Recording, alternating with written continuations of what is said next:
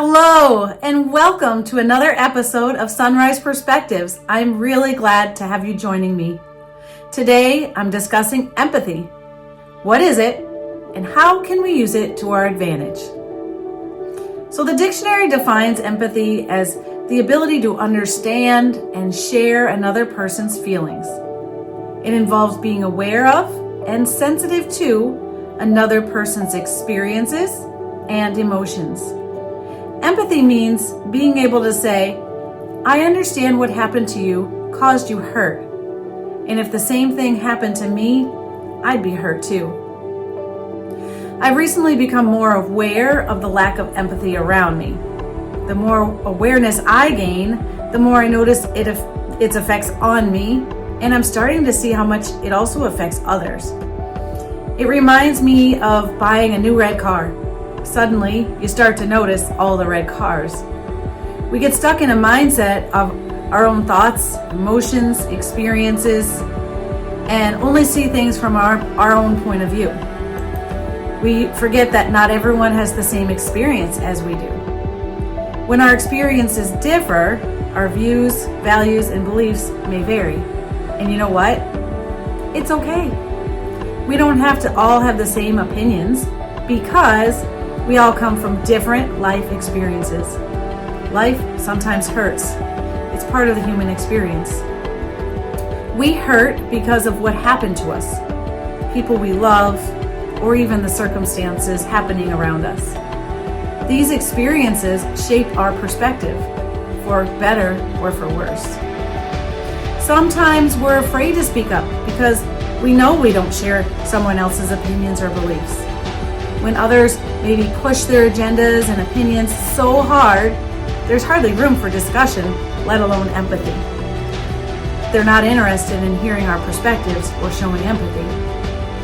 This is the opportune time when we most need to hear someone else's perspectives and ask, what happened to you? When we learn empathy, we realize it's essential to ask questions that help us to understand the other person's point of view. We also recognize that we must openly communicate our feelings and perspectives so that others might better understand where we're coming from. Those with empathy use active listening skills, meaning they listen to understand and they don't interrupt. They listen without distractions, like cell phones in your hand, and they ask clarifying questions.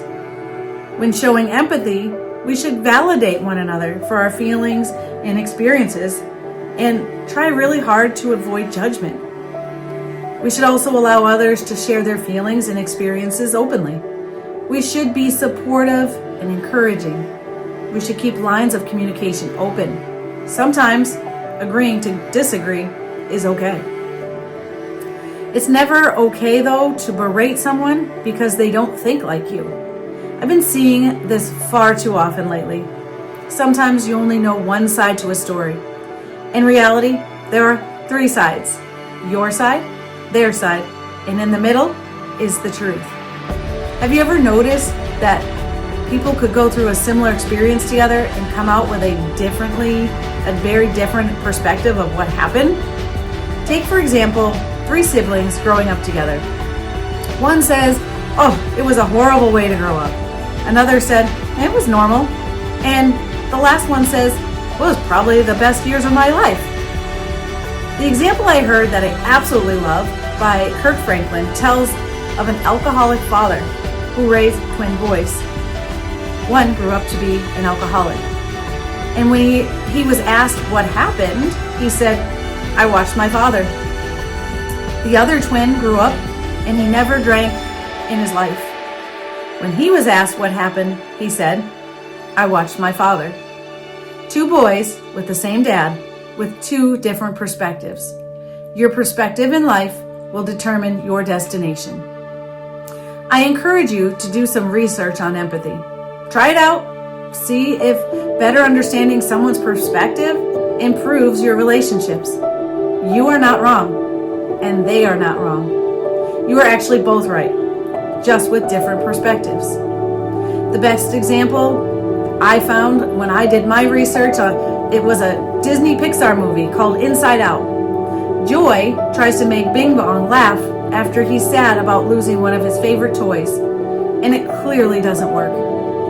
The character Sadness sits beside Bing Bong. It shows him empathy and lets him talk about his feelings.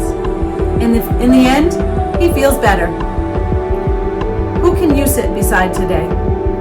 How can you show empathy? Thank you for watching.